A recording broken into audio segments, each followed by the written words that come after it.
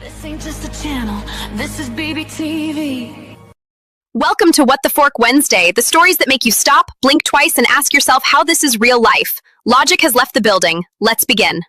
Boss be rising, BBTV's igniting, turn the volume up, yeah, the whole world's invited. From the gravel road to the neon dream, she built an empire out of broken wings. Boss be rising, sky ain't even the ceiling when she hits go live, everybody feels it.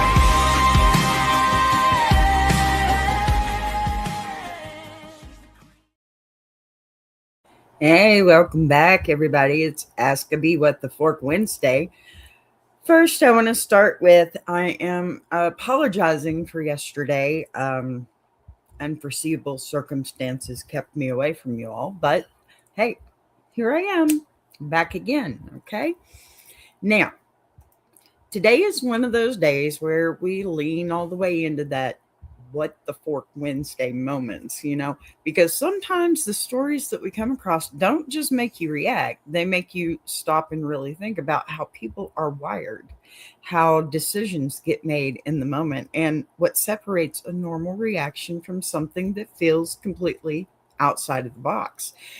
And that's the space where we're stepping into today, okay? Because not every What the Fork moment is chaos, not even What the Fork moment messy, Sometimes it's just a situation where you sit there and you go, I would not have handled that the same way. And you know what? That's what makes it interesting, because it forces you to look at your own mindset while you're watching someone else's choices play out. Pardon me. One of those days. Now, I'm going to be real with you. Today's story started off kind of simple for me. It started with one of those moments where I realized I didn't know something I probably should have known. You know me, I love my music history, right? And that alone was enough to make me pause. But as I started digging and I started connecting the dots, it turned into something else entirely. It turned into a moment that made me question not what happened, but why it happened the way it did. And that's what we're going to do today. We're not just telling a story, we're unpacking a moment. We're looking at the kind of people or kind of decision that most people wouldn't make, and asking what it actually says about the person who did. So sorry, my Beyonce's messing with me. So as we get into this, I want you to think about that for yourself, okay? Not just what we're hearing, but how you would respond if you were in the same situation, because that's where the real conversation lives. So go ahead, settle in, get comfortable, and let's get into today's What the Fork Wednesday. Now, my What the Fork moment, I want to start this out with today. You ever have one of those moments where something clicks and you just sit there like, hold on, how did I not know this? Because that was me just recently, okay? And I'm not even going to pretend otherwise. I was just scrolling, minding my business, not thinking too deep about, anything. And I came across something about David Grohl. Now, in my mind, David Grohl has always been Foo Fighters, right? That's the image that I had locked in. Front man, guitar. Wrong one. Come down there. There we go. David Grohl. Okay. That's the image I had locked in right there. Front man, guitar, voice, the guy out front carrying the whole show. And of course, their drummer and his passing and everything, that I know that part. And that's where my brain left it. I never questioned it. I never dug deeper because it already made sense to me. It was clean. It was simple. It fit, right? And then I saw it. One of the bands that I love so deeply, okay, which I think samples obviously so many things, and just the most tragic story in rock, if you ask me, okay? Does anybody else know who David Grohl was the drummer for? Yeah, Nirvana. How did I not know that?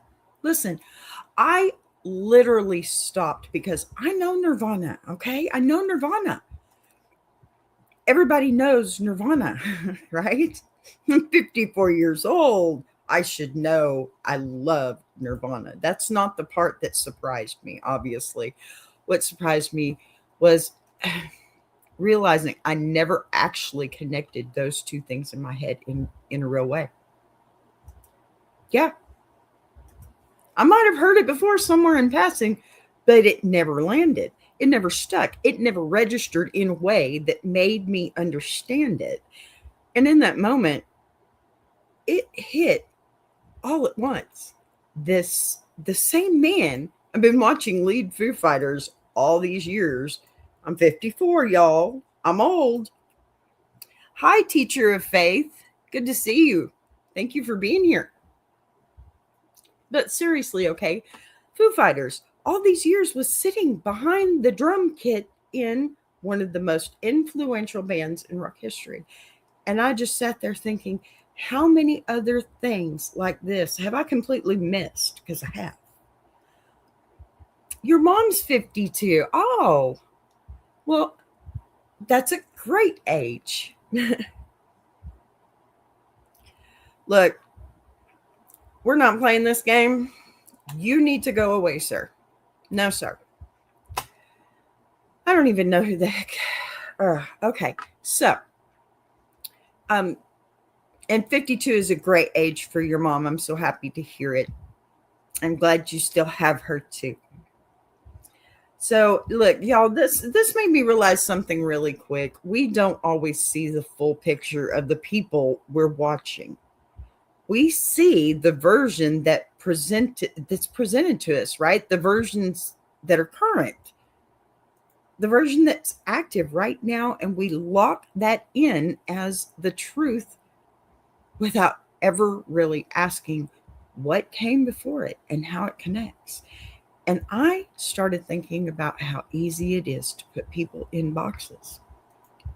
Like, okay, look, this is who they are. This is what they do. And we don't question it because it works for us, right? It keeps things simple. It keeps things easy to understand. And when it comes to rock music, you know you don't understand everything, right? You just don't. Even as much of an enthusiast as I am.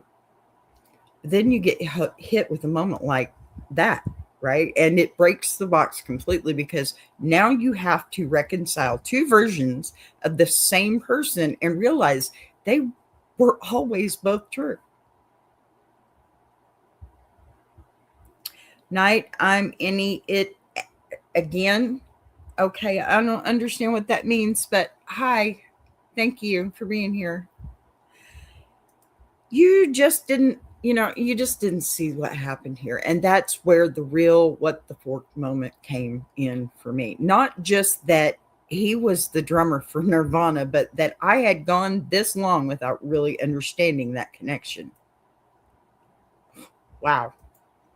And once that door opened, I did what we all do. I started digging because now I need context. I mean, that's a heck of a rabbit hole, y'all. Now I needed to understand how that transition even happened. I mean, first off, let's be real here. The first thing I thought is, oh my gosh, the things that he's lived through that I didn't even know, that gave me a different perspective about him. I mean, immediately, right?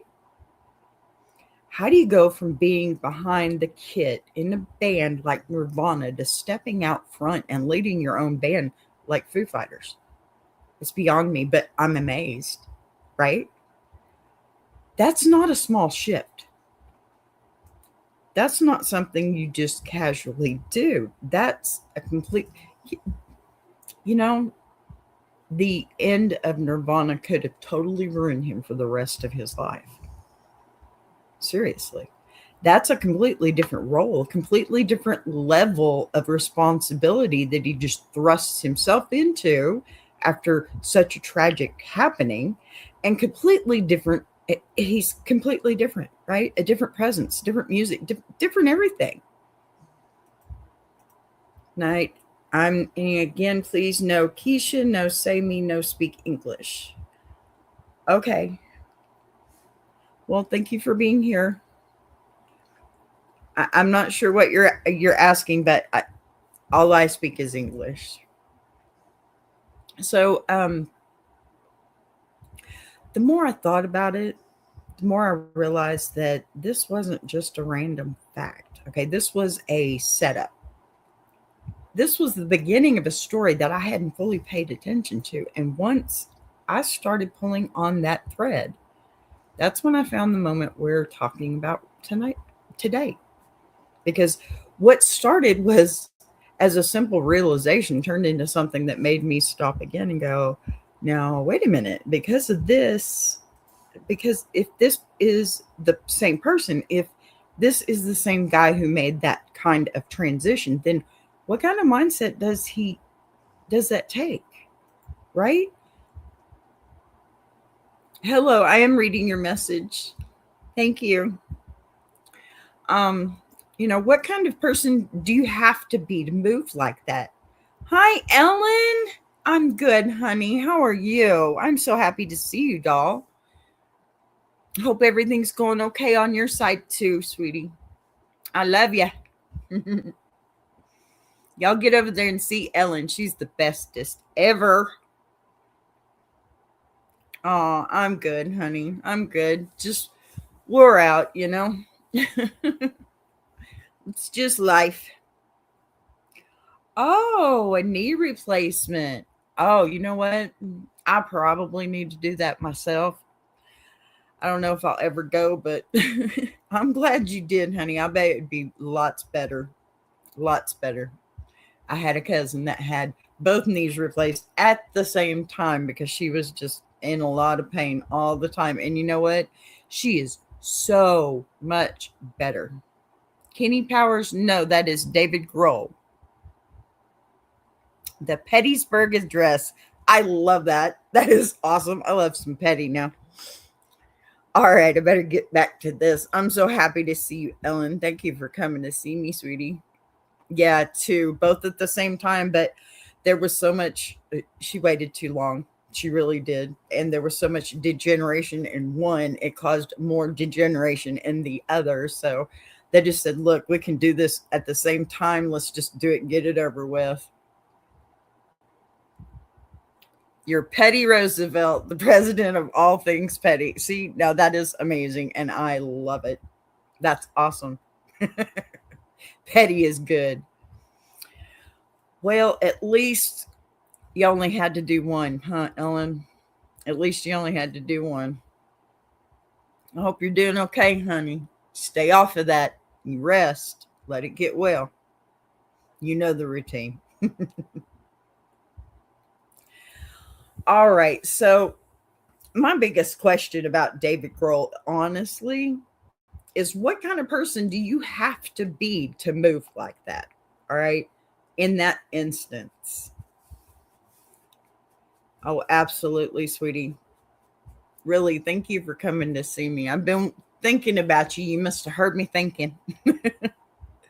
I was going to pop over there. Things have gotten a little hectic at home for me, but we're doing good. So, pardon me.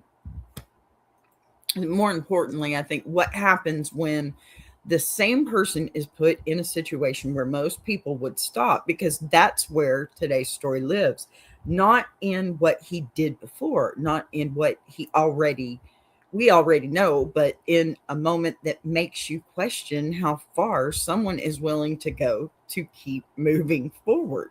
And I'm telling you right now, when I got to that part, I had another one of those moments where I just sat there like, you've got to be kidding me. It's a B. Boss B. Have a look. See, it's a B. Are you going to be petty here? Come on.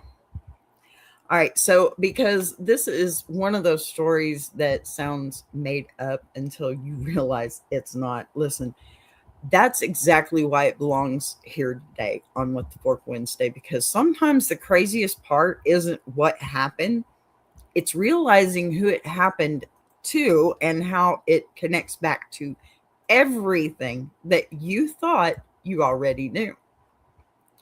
All right, let me load up this second half here. Thank you for sticking with me so much through all the conversation. I love the conversation. I live for it. That's why I'm here. I don't see any reason for pettiness. Oh, good. I'm so happy to hear that. Yeah, it's definitely not a moose. I mean, I could, show you the whole background, but then I would have to stop the show and move everything around. And I'm not going to do that right now. But I'm still really, really happy that you're here. All right. So, yeah. David Grohl. Y'all.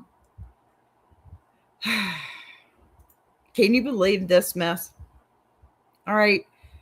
Now that I've had that moment where everything kind of clicked and I realized I had been looking at Dave Grohl through a very limited lens, I need to slow this down and actually lay out who this man is, because the story that we're about to get into does not hit the same if you don't understand the foundation first. And I'm not just talking about a quick, oh, he was in Nirvana and now he's in Foo Fighters. No, we need to actually sit in that for a minute, because look, Nirvana was not just another band, right? Thank you. Thank you for trusting me. I think I would keep going and not stop the show. I will just let it run. And when I get finished is when I get finished. If it's 15 minutes, it's an hour and a half. That's okay. Oh, love you too. Bye. Okay. So, because Nirvana was not, just another band, right? They were a defining force in music. They shifted the sound, they shifted the culture, and they changed what people expected from rock. No, I mean, what the fork? I don't like to use the F-bomb on my show. It's not nice. So, as the drummer, Dave was part of that core. He was not just background noise. He was not just keeping rhythm. He was part of that, of what made that sound feel the way that it did. And when you are part of something that big, something that impactful, something that becomes a piece of history, you don't just walk away from that lightly. Most people wouldn't, right? Because there is a certain level of identity that comes with being part of something like that. It becomes who you are in the eyes of the world. And for a lot of people, that's enough. That's the peak. That's the thing they hold on to and build around. But what makes this different, what makes him different, is what happened after. Because when Nirvana ended, that it could have been the end of his story, at least in that spotlight. He could have stayed behind the scenes, he could have stayed in that drummer role in a different band, worked with other artists, continued to be part of the music world without stepping in to a new lane, which is what he did. And nobody would have questioned that after what he went through with the lead singer of Nirvana's passing. So nobody would have said he was doing it wrong, because that's the expected path. That's the comfortable path. That's, what makes sense. But instead, no, he chose something that doesn't make immediate sense when you really think about it. He stepped forward. He, not just a little bit, not testing the waters, but fully stepped into a completely different role. He built Foo Fighters from the ground up and became the frontman. Now, he's not behind the kit anymore. Now he's the voice with a different instrument. Now he's the presence. Now he's carrying the band in a completely different way. And then he loses his drummer. And you know what? He's still out there. And if you really sit in all that, that is not a small shift. That is not something you just casually do. That is a complete identity change in the public eye. And I mean, how many times do you think he's had to reinvent himself through all these processes? Because being a drummer and being a frontman are two entirely different things. One is supporting the structure. The other is leading the entire thing, right?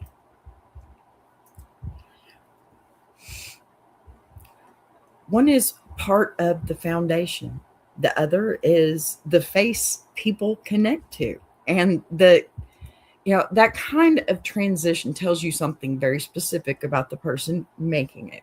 It tells you there is a level of driven here, a level of confidence and a willingness to step into something new, even when it would have been easier to stay where you were already, where you were established and already respected.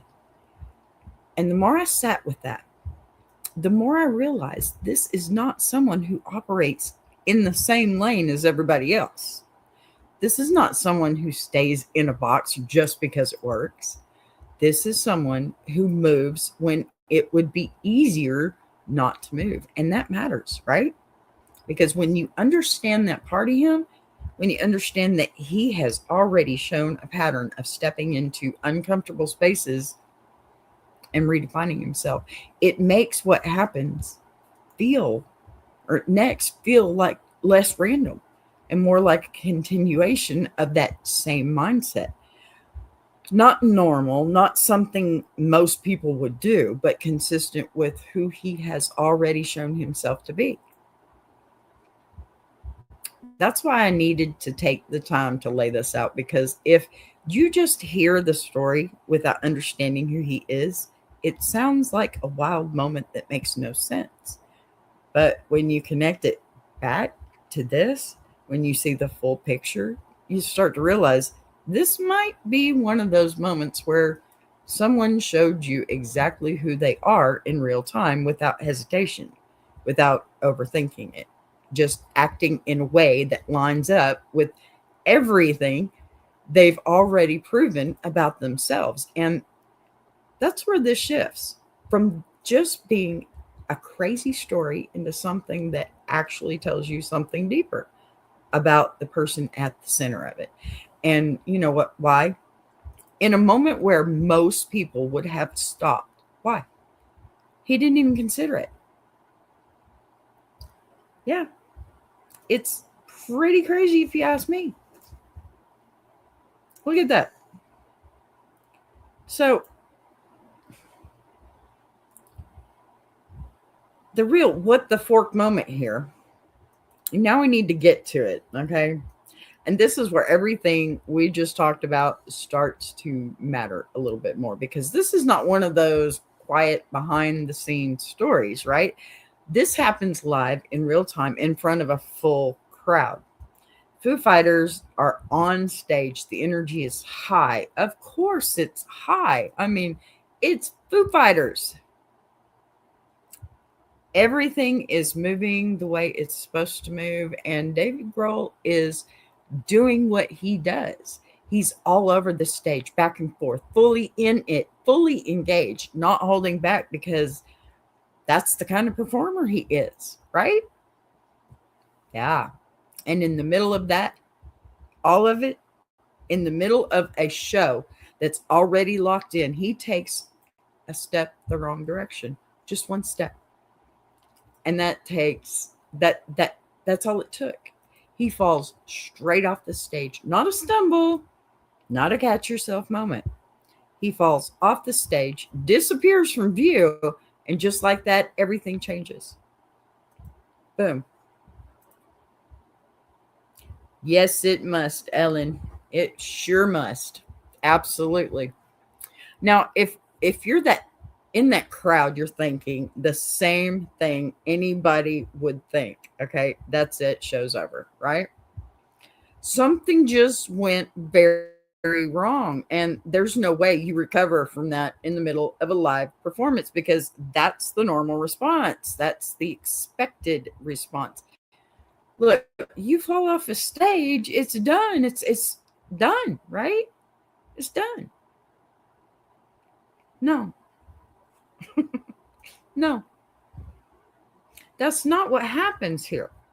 Because after that fall, after that moment where everything should have stopped, he comes back. Not casually, not like nothing happened. He comes back out and tells the crowd straight up his leg is broken. Not hurt, not twisted, not something you walk off. Doesn't work. Broken. And you can imagine that moment because now the crowd is trying to process what they're hearing. You just watched this man fall off the stage, disappear completely. This man right here, disappear completely, come back. And now he's telling you his leg is broken. This is him falling off the stage as it was happening.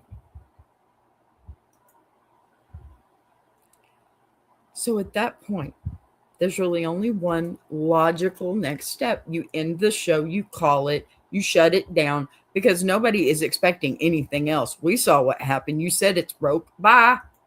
Nobody would question that decision, right? Sure, you might have to do a little partial refund or something, but nobody would blame him, right, for that.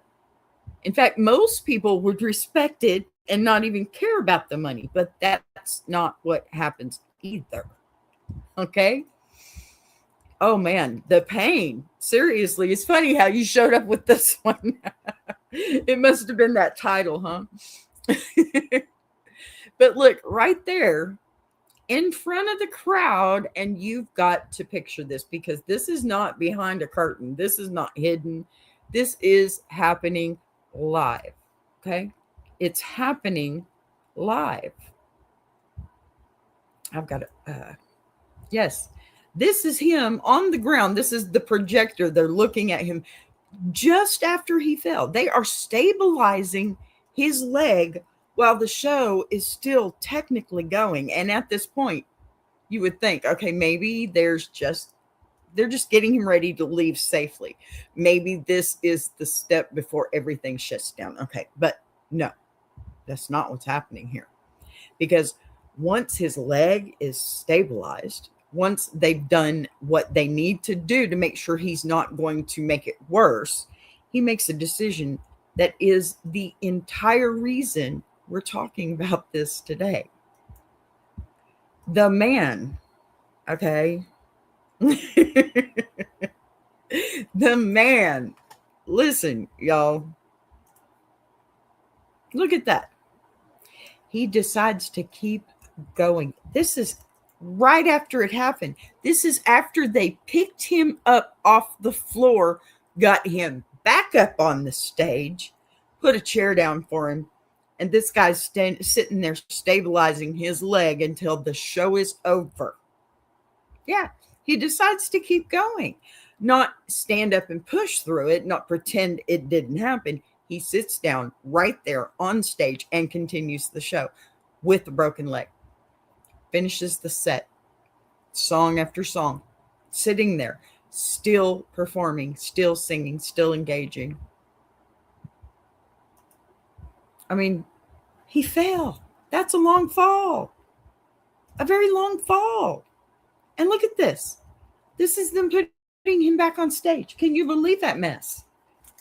Song after song, sitting there, still performing, still singing, still engaging with the crowd while his leg is broken. Like nothing about the situation has changed except for the position that he's in. He's no longer standing. And I need you to really sit with that for a second because this is the moment where it goes from being an accident to being something else entirely. Okay? Now listen, I'm going to take my quick break. I will be right back. Y'all listen to this really cool song.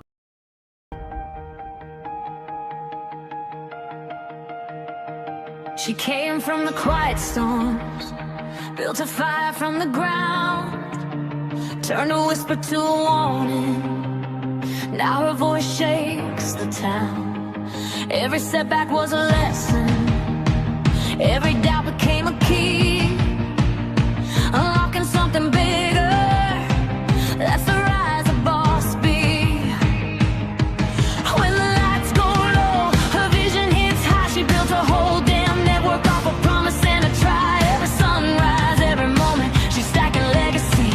This ain't just a channel, this is BBTV. Boss Bee rising, BBTV's igniting. Turn the volume up, yeah, the whole world's invited. From the gravel road to the neon dream, she built an empire out of broken wings. Boss Bee rising, sky ain't even the ceiling. When she hits go live, everybody feels it.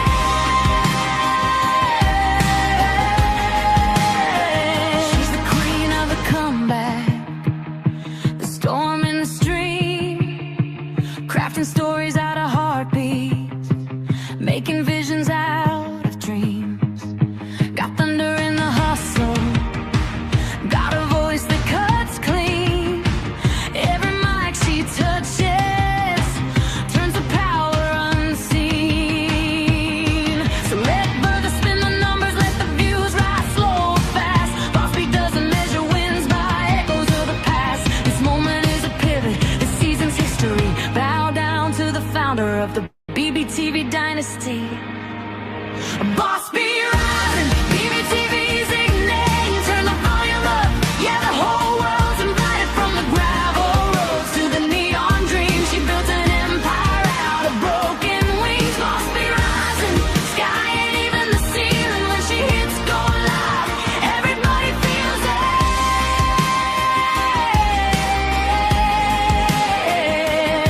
She's got fire in the head, it's got truth in the frame, got a heart that won't retire and a gift you can't name. Every loop, every letter, every dream she sets free, it's a love note to the world sign.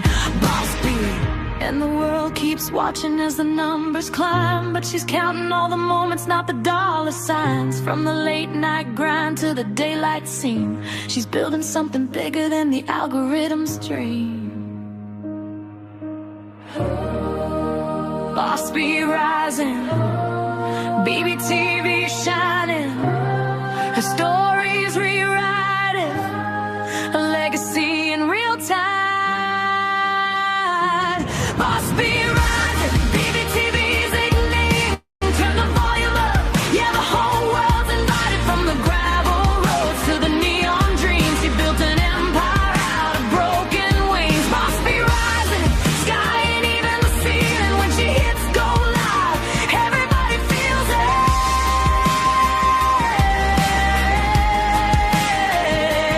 BBTV, where the stories breathe. BBTV, where the dreamers believe. Boss Bee rising, watch her take her place. This is BBTV, this is her grace.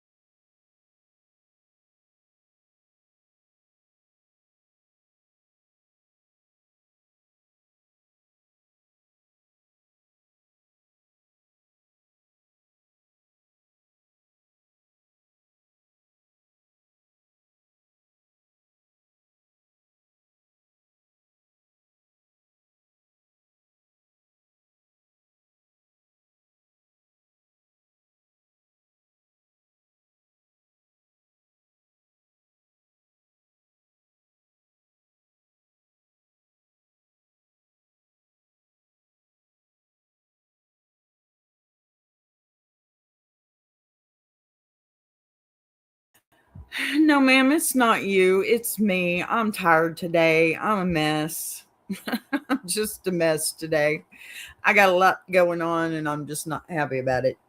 I'm sorry. What I did say though, now that I'm back on here, um, yeah, thank you. I'm glad that you loved the music because I was sitting here thinking, wow, I've made music for people I love and good, thank you. I made music for everybody except for me. And so, yeah, I made that one for me for once. I mean, I made Big Jack probably 6 different songs. I've made Mama Lion's few songs. I made one for you. I made one for um, Tracy, Tracy's Local Learnings, and Guy and Shine.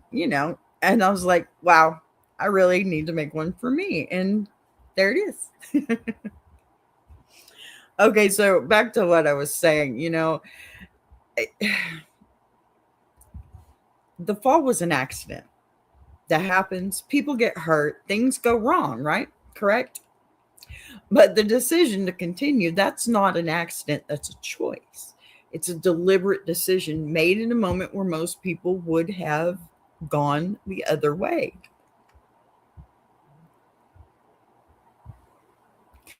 Aw, awesome. You know what, honey? Your show's just, I'm so proud of you. I really am. I am so proud of you. You go, girl. You go, girl. So the more you think about it, the more, it starts to hit you that this is not normal behavior. Okay. This is not how most people operate because pain like that, an injury like that, it changes everything in an instant. It tells you to stop, tells you to protect yourself. It tells you to step away. And he ignored all of that and said, no, we're finishing this.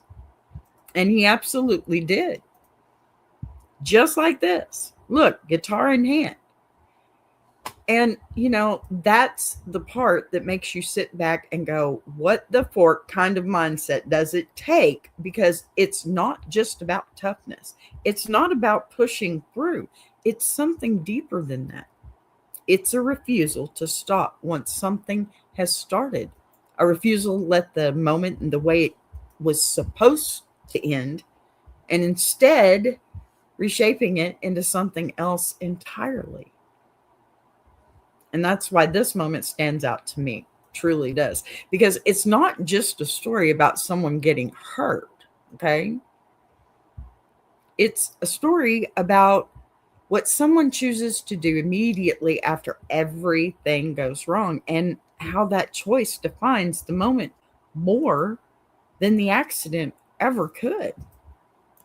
It's a crazy decision to make, if you ask me. I mean, to get back up on stage after falling, number one, I'd probably be pretty embarrassed, but then I'd be thinking about it, he probably didn't have that inhibition, right? I mean, the adrenaline was probably pumping already. I mean, look at that. Nice and stable. Guy had to hold the thing. Seriously. Look at him. And that's him at a different concert after getting the cast and everything in a chair with his guitar. Seriously. He even got himself a throne for it. Look. Just hold on a minute, because this is the part where I need to slow this all the way down and really sit in what we just heard. Because on the surface, it sounds kind of simple, right? He broke his leg. He finished the show. That's the headline. That's the clip. That's the whole story that people repeat. But when you actually think about it, when you really break it down step by step, or step, no step, nothing about that decision makes sense in a normal world. Because let's be real for a second. If you fall off a stage and break your leg, your first thought is not, let me finish this set. Your first thought is, something is wrong. I got to stop. That's instinct. That's your body telling you, hey, this hurts. That's how most people are wired.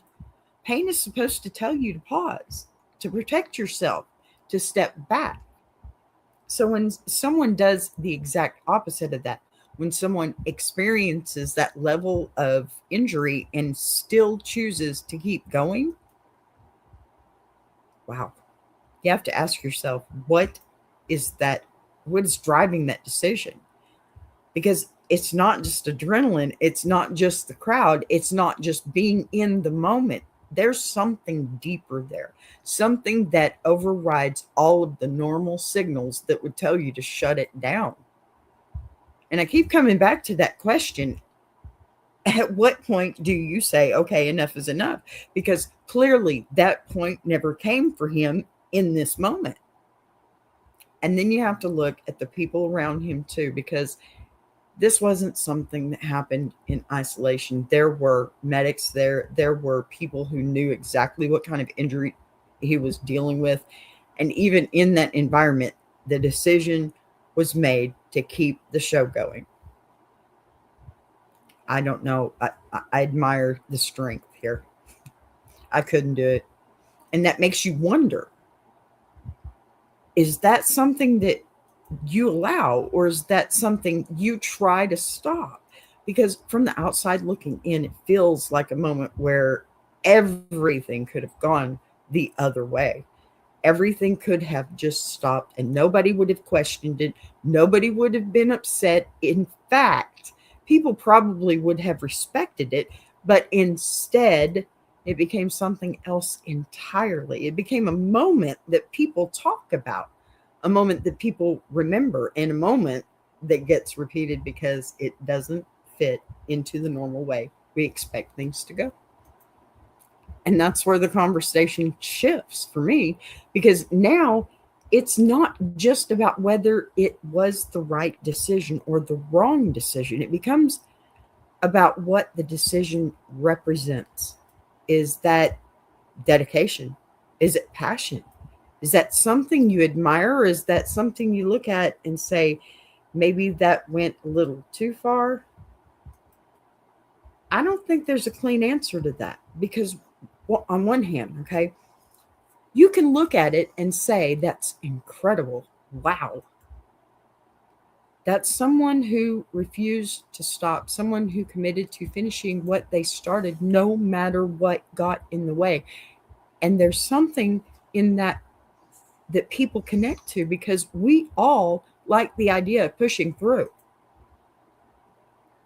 I can't imagine, because do you realize how many times he's had to push through for some kind of pain? I mean, the leg, that's more simple than half the pain that he's had to push through in his lifetime. Not letting obstacles define his outcome.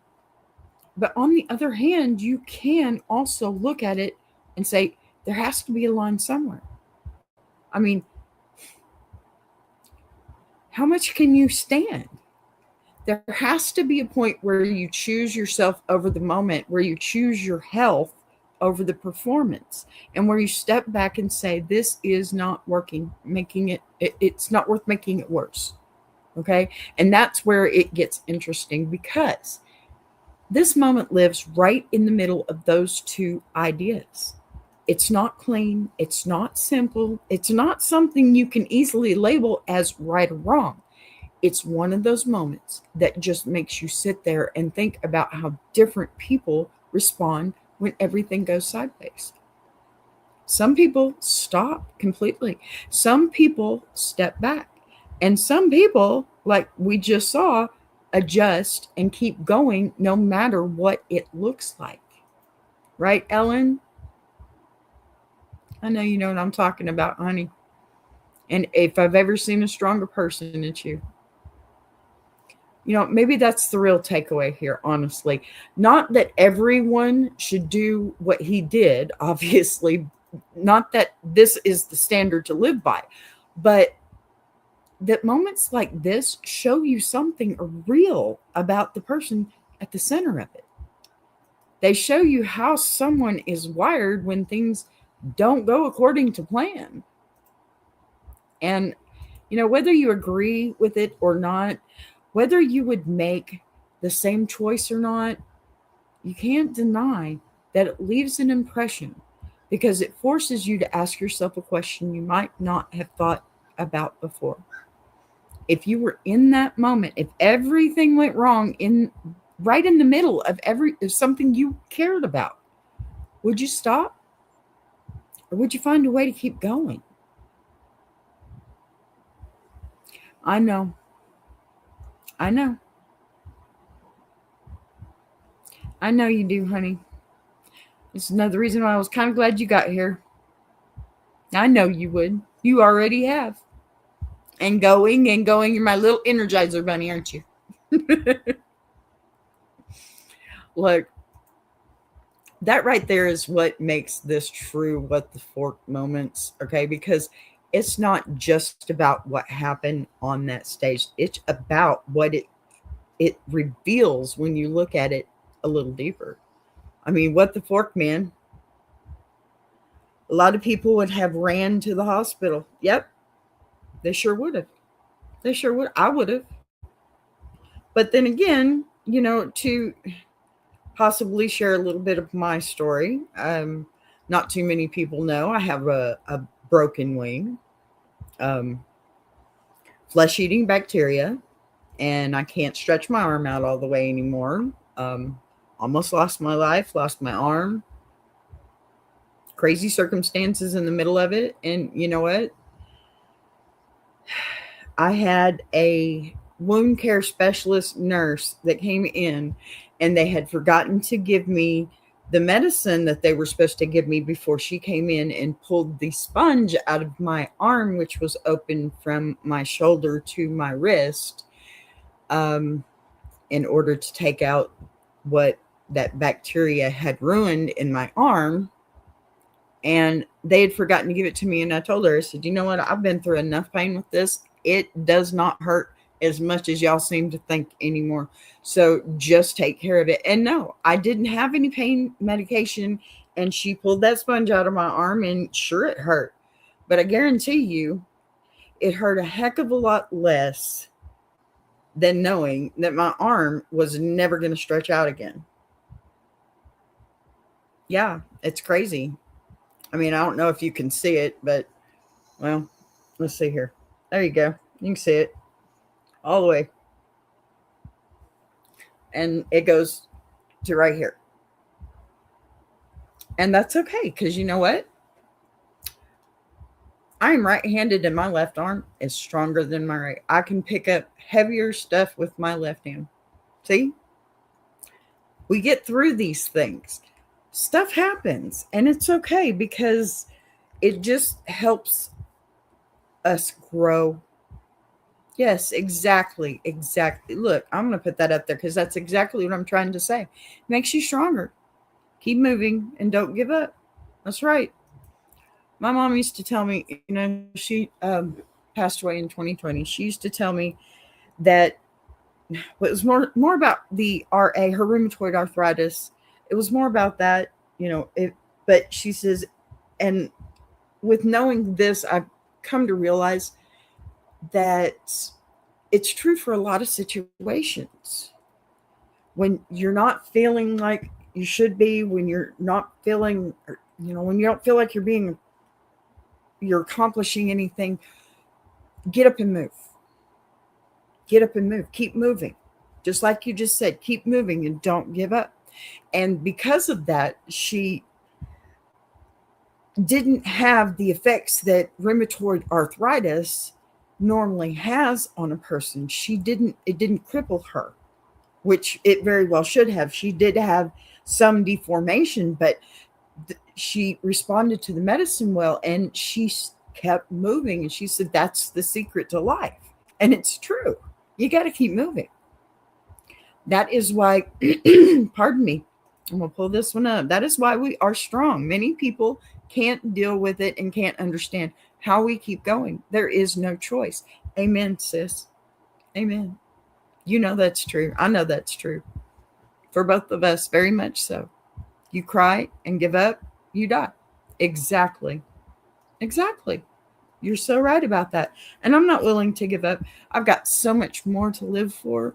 And I have a lot of people that have gone that I know would want me to stay here, be happy, and live my life, right?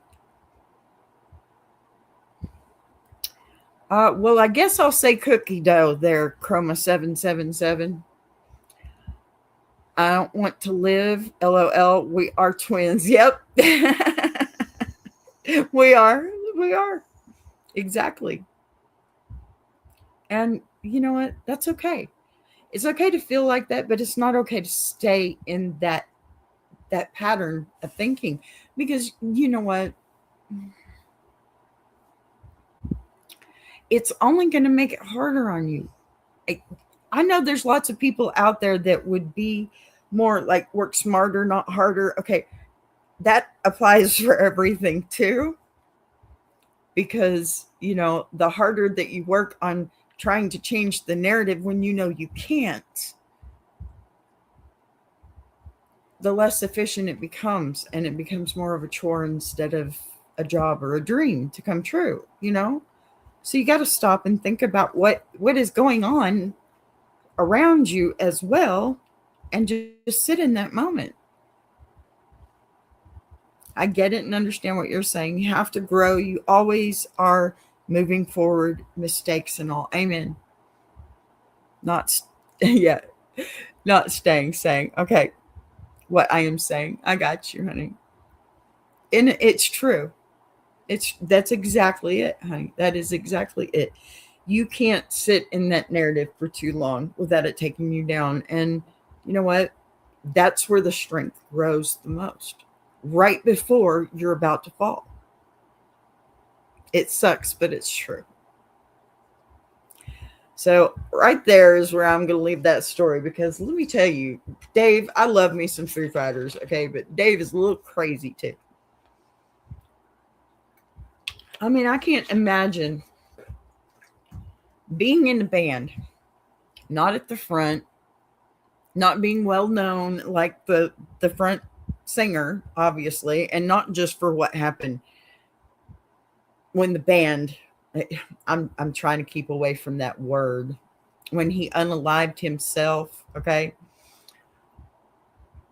That had to have been hard, just being in that band and knowing him and being that close to him, and then to turn around, and instead of letting it destroy him, he turns around and he becomes more, and probably in honor of him, because he knew they were going somewhere before all that happened.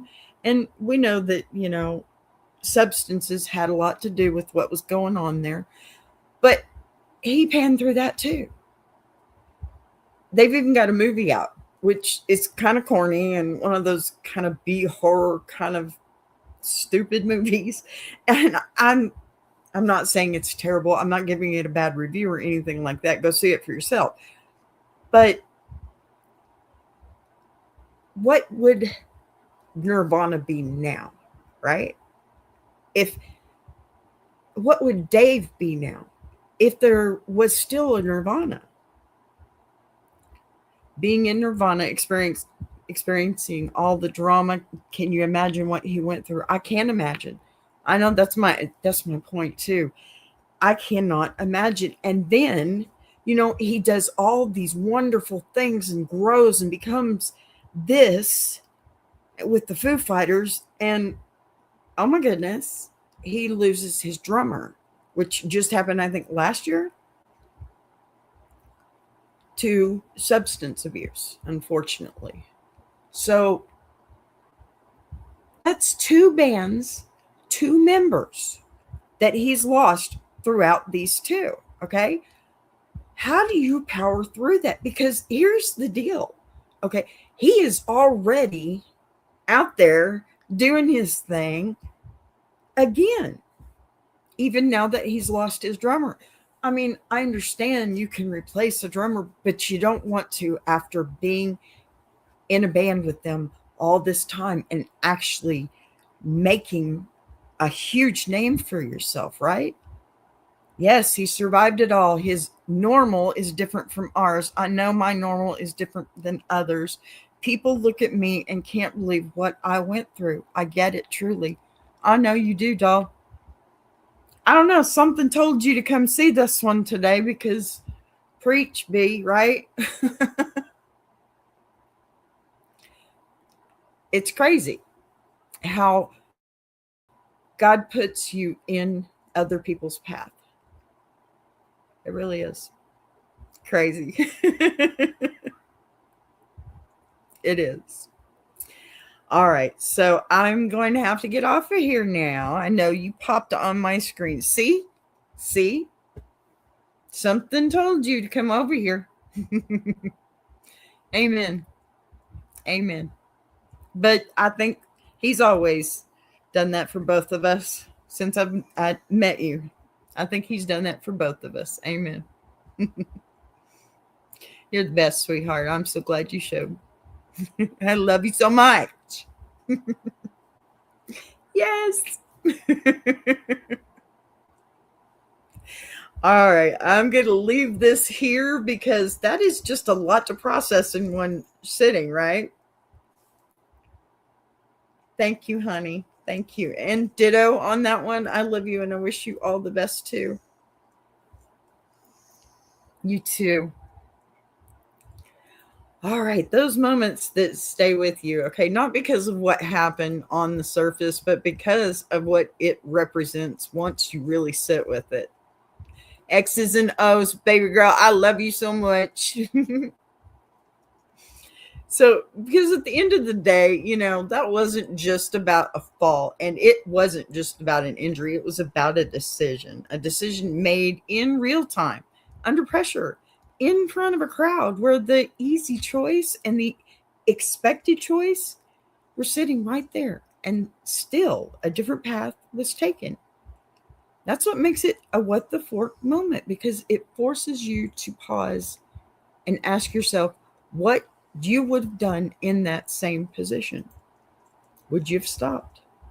Would you have stepped back and said, enough is enough? Or would you have found a way to keep going, even if it meant doing things differently than you planned, right?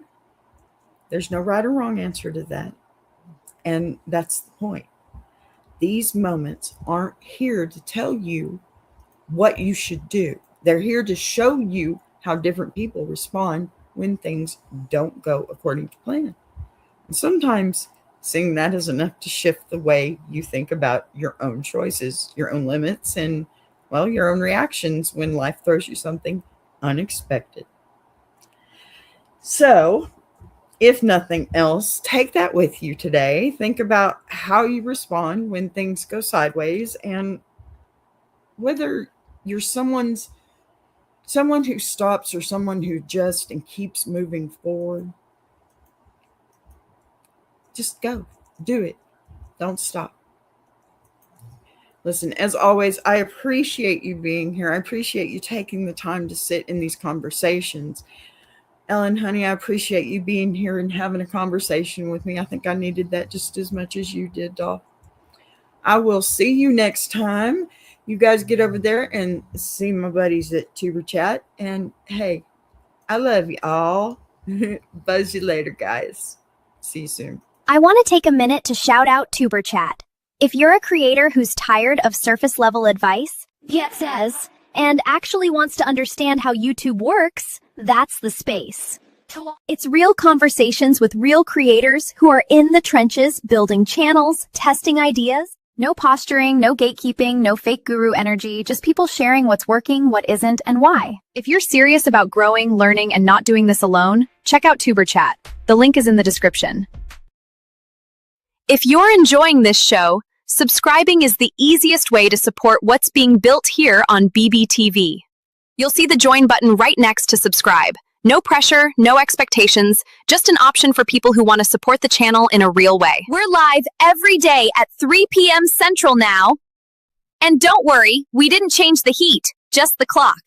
And if you've got a story you want to share, send it in. Anonymous is always fine. A boss be rising.